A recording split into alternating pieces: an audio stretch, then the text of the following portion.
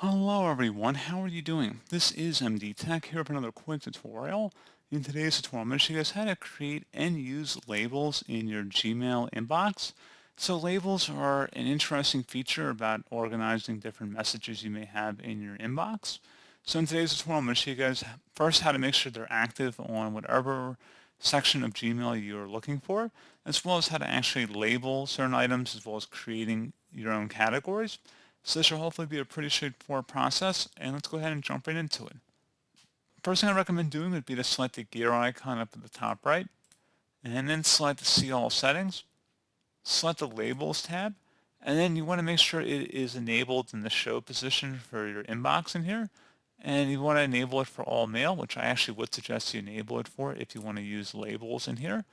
So once you've done that, you don't have to have them for everything, but definitely starred, snoozed, probably important as well, so I'm actually going to go ahead and enable that in here, and scheduled. So if I go back to the inbox, if you want to create a new label, you can select the plus button next to labels over here on the left, and you can create a new label name. So you could say YouTube notifications perhaps. And if you want to check mark where it says nest labels under, if you click the drop down, this might be a subfolder underneath one of the major label folder.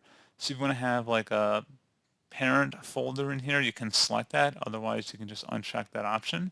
Select create.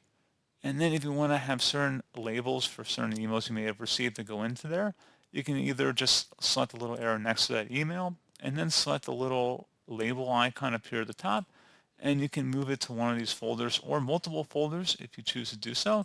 You can also drag and drop them as well into the label folder here as well.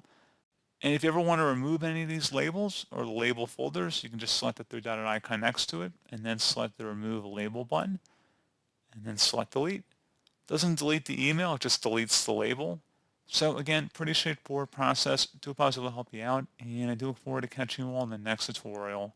Goodbye.